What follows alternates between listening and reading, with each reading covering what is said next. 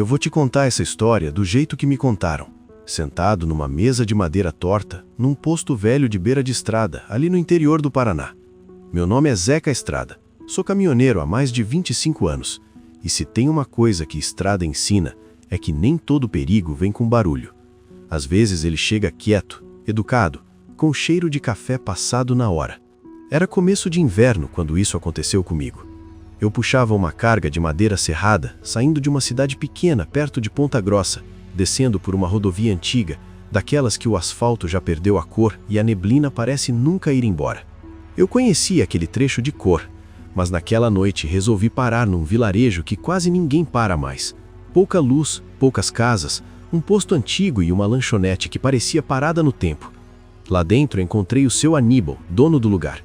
Um senhor magro, cabelo branco ralo e olhar cansado. Ele me serviu café sem perguntar nada, como se já soubesse que eu precisava. Enquanto eu comia, reparei numa foto antiga pendurada atrás do balcão. Era uma mulher, vestida de preto, parada ao lado de um caminhão antigo, desses de madeira, sorriso contido e olhar estranho. Perguntei quem era. O seu Aníbal demorou para responder. Suspirou fundo, olhou para a porta como se tivesse medo de alguém ouvir e disse que aquela era a mulher que ninguém mais queria lembrar. Chamavam ela de Viúva da Estrada Velha. Toda vez que alguém falava nela, sempre vinha acompanhado de um enterro logo depois. Ele começou dizendo que aquilo tudo não era história de fantasma nem de assombração. Era coisa pior, coisa de gente. Segundo ele, essa mulher apareceu na região muitos anos antes, sempre surgindo depois de algum acidente ou doença estranha. Viúva recente, sempre educada, sempre precisando de ajuda. E o curioso é que os homens que se aproximavam dela melhoravam de vida rápido, casavam, mudavam para casas melhores e morriam pouco tempo depois. Tudo parecia normal. Infarto, fraqueza, problema no estômago, mal súbito, médico assinava, padre rezava, cemitério enchia. E lá estava ela, de preto, chorando baixo, recebendo abraço de todo mundo.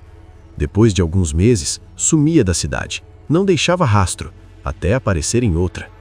O primeiro caso que o seu Aníbal contou foi de um caminhoneiro antigo, conhecido como Tonhão do Areião. Homem forte, rodava o Paraná inteiro, nunca tinha parado doente. Conheceu a mulher numa dessas noites frias num posto parecido com aquele. Casou rápido, mudou de vida, parou de rodar. Morreu menos de um ano depois, com dores violentas no estômago. O médico disse que foi coisa do nervoso. Depois veio um comerciante, depois um mecânico, depois um pequeno fazendeiro. Sempre o mesmo padrão, sempre ela, sempre um casamento rápido, sempre uma morte limpa demais. Enquanto ele falava, a lanchonete parecia ficar mais fria. A neblina lá fora engrossava e eu sentia aquela sensação ruim, como se a estrada estivesse escutando. Perguntei por que ninguém denunciou, por que ninguém ligou os pontos. O seu Aníbal só balançou a cabeça e disse que naquela época ninguém queria mexer com o que parecia destino. Foi aí que ele soltou a frase que me arrepiou inteiro. Disse que naquela mesma semana, um caminhoneiro tinha aparecido na região com uma mulher muito parecida com a da foto. Jovem demais para ser coincidência, educada demais para ser comum. E que ela estava hospedada numa casa antiga, perto da Estrada Velha, aquela que quase ninguém usa mais. Eu paguei a conta com a mão tremendo. Quando saí, a neblina engoliu tudo, e antes de entrar no caminhão, juro pra você, vi uma silhueta feminina parada perto da cerca, observando em silêncio, como se já soubesse que minha rotina tinha acabado ali. Eu devia ter seguido viagem naquela mesma noite. A estrada ensinou isso desde cedo. Quando algo não cheira bem, você vai embora. Mas curiosidade é uma praga silenciosa, e eu deixei ela sentar no banco do carona comigo. Saí do posto devagar, mas em vez de pegar a rodovia principal, acabei entrando na tal Estrada Velha que o seu Aníbal mencionou. Não foi decisão pensada, foi impulso, como se alguma coisa puxasse o volante. A estrada era estreita, cercada de araucárias altas, o tipo de lugar onde o farol do caminhão parece fraco demais. Depois de alguns quilômetros, vi uma casa antiga, madeira escura, varanda torta e uma luz amarelada acesa.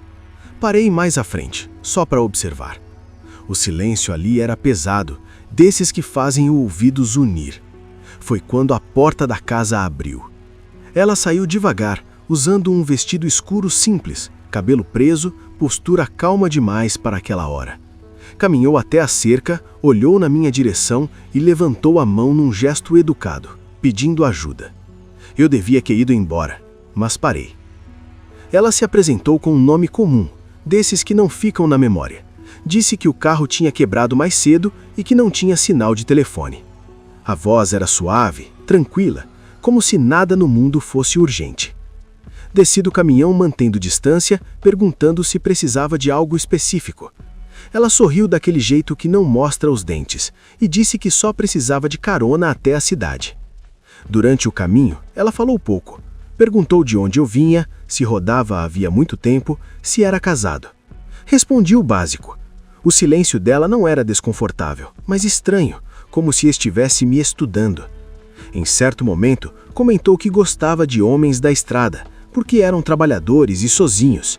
Aquilo me deu um arrepio que não soube explicar. Quando chegamos perto da cidade, ela pediu para descer antes do centro, perto de um cemitério antigo. Disse que estava hospedada ali perto. Agradeceu, tocou levemente meu braço e saiu. O toque foi frio, mesmo com o aquecedor ligado.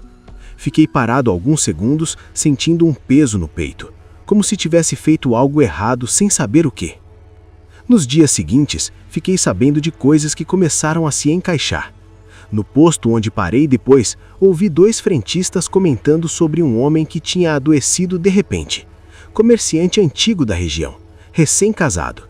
Diziam que a esposa cuidava dele com uma dedicação absurda, não deixava ninguém se aproximar, preparava chás e remédios caseiros. Quando ouvi a descrição da mulher, senti o estômago revirar. Perguntei mais, fingindo desinteresse. Disseram que ela tinha aparecido na cidade poucos meses antes, sempre educada, sempre discreta. Ninguém sabia direito de onde vinha. O homem morreu numa madrugada fria, dores no corpo, suor, fraqueza. Médico falou em problema gástrico. Enterro simples. Ela chorou, agradeceu a todos e desapareceu poucos dias depois. Comecei a lembrar do que o seu Aníbal falou, do padrão, da rapidez, do jeito como tudo parecia limpo demais. Percebi que aquela mulher não deixava rastros porque ninguém queria enxergar. Ela não forçava nada, só se oferecia como solução para a solidão alheia. Na terceira noite, sonhei com ela. Estava parada no meio da estrada, segurando uma aliança na mão enquanto caminhões passavam sem buzinar. Acordei suado, com a sensação clara de que aquilo não tinha acabado. Foi então que encontrei alguém que tentou avisar. Um senhor que limpava túmulos no cemitério antigo. Disse em voz baixa que aquela mulher trazia morte na bagagem, que já tinha visto aquilo antes, que ela não enterrava maridos, ela colecionava. Antes que eu pudesse perguntar mais, ele se afastou rápido, como quem teme ser visto conversando demais. E ali eu entendi que não era só curiosidade que tinha me colocado naquela estrada. Eu tinha entrado na rota dela. E, sem saber, talvez tivesse chamado a atenção demais. Depois da conversa com o coveiro, eu tentei me convencer de que ainda dava tempo de ir embora. Que aquilo tudo era coincidência, conversa de gente velha, história que cresce no boca a boca. Mas a estrada tem dessas coisas. Quando você cruza certo ponto, não tem mais retorno. Naquela mesma noite, enquanto eu jantava num restaurante simples da cidade, vi ela de novo. Sentada sozinha, perto da janela, olhando para a rua como quem espera alguém. O mesmo vestido escuro, o mesmo jeito calmo. Quando nossos olhos se cruzaram, ela sorriu de leve, como se me reconhecesse. Levantou e veio até minha mesa sem pedir licença. Disse que era bom me ver outra vez, que eu tinha sido gentil naquela noite fria. Falou meu nome. Eu não lembrava de ter dito. Ela sentou de frente para mim e começou a conversar como se fôssemos velhos conhecidos. Perguntou por que eu parecia cansado, disse que a estrada cobra caro de quem vive sozinho. Comentou que eu tinha um olhar de quem carregava muito peso nas costas. Cada frase parecia escolhida com cuidado, como se fosse uma chave girando devagar dentro da cabeça. Quando tentei encerrar a conversa, ela tocou minha mão e disse que eu não precisava ter medo, que ela só queria companhia. Aquilo foi o estalo final. Um frio subiu pela espinha, porque ali não tinha pedido, tinha certeza. Saí do restaurante rápido. deixando comida e troco para trás. Na madrugada, acordei com batidas leves na porta da cabine. O coração quase saiu pela boca. Abri a cortina com cuidado e vi ela parada ali, na sombra do poste, como se sempre tivesse estado naquele lugar. Disse que precisava conversar, que sentia algo diferente em mim. Eu disse que não era boa ideia, que precisava ir embora. Ela não se alterou, só disse que todos diziam isso no começo. Liguei o caminhão na mesma hora. Enquanto manobrava, vi ela se afastar lentamente, sem pressa, como quem já sabe o desfecho. Peguei a estrada antes do amanhecer, decidido a não parar até sair do estado. Mas depois de alguns quilômetros, o caminhão começou a perder força. O painel apagou, o motor morreu, bem no meio da estrada velha. O silêncio ali era absoluto. Desci para verificar e senti um cheiro estranho, doce demais, vindo do motor. Quando voltei para a cabine, encontrei um copo sobre o banco, com um líquido escuro dentro. Eu não tinha deixado aquilo ali. Junto, um bilhete simples, dobrado com cuidado. Dizia apenas que ela estava tentando me ajudar. O pânico tomou conta. Joguei o copo fora, rasguei o bilhete e fiquei dentro do caminhão até o dia clarear. Quando consegui ajuda e rebocaram o veículo, o mecânico disse que alguém tinha mexido em coisa que não era fácil de alcançar. Sabia o que estava fazendo. Naquele mesmo dia, soube de mais uma morte. Um homem encontrado na casa antiga da Estrada Velha, recém-casado. Dor súbita, queda, fim. A mulher não foi encontrada. Ninguém parecia surpreso, só tristes, como se aquilo fosse parte do calendário da cidade. Eu comecei a entender que ela não escolhia qualquer um. Ela escolhia quem estava sozinho demais para ser notado, quem ninguém sentiria falta logo. E naquele momento eu me encaixava perfeitamente. Passei a sentir que estava sendo observado o tempo todo. Caminhava pela cidade e sentia o perfume leve dela no ar. Via reflexos que sumiam rápido demais. As noites ficaram longas, o sono raso. Em uma delas, acordei com a certeza de que alguém tinha sentado no banco do carona.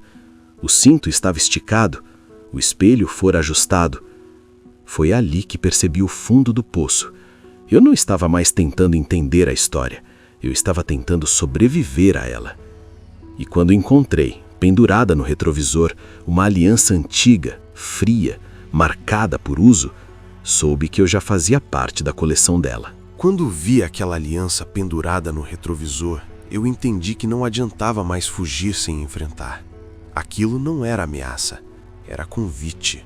Um aviso silencioso de que ela já tinha decidido o meu lugar na história dela.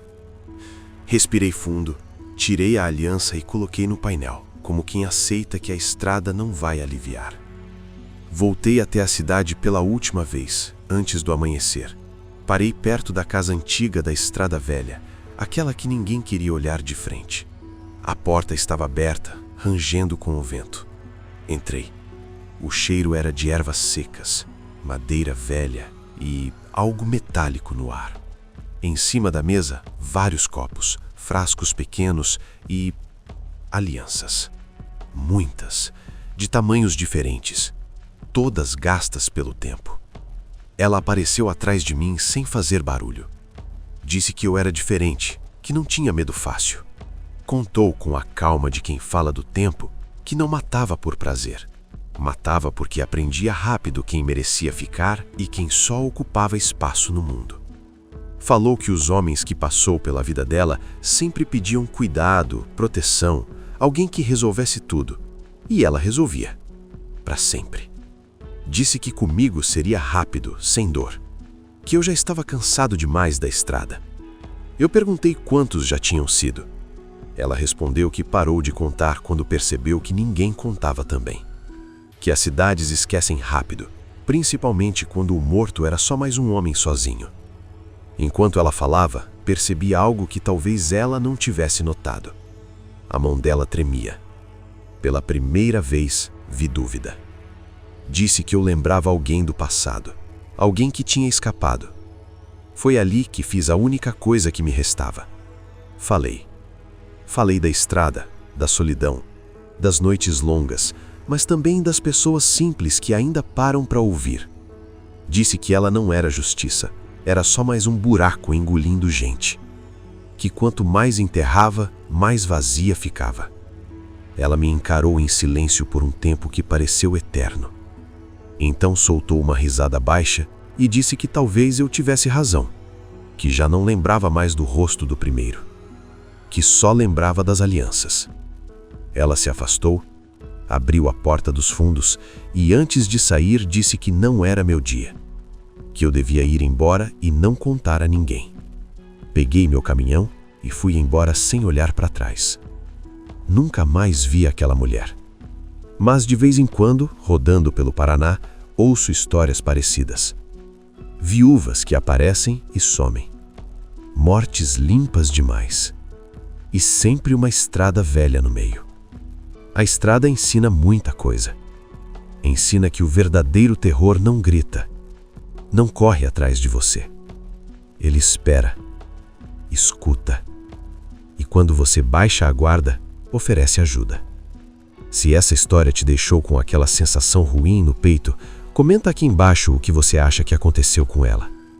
Você acredita que gente assim simplesmente some ou continua rodando por aí? Se inscreve no canal para não perder as próximas histórias da estrada. E se você ainda não assistiu, procura o último vídeo que eu contei aqui.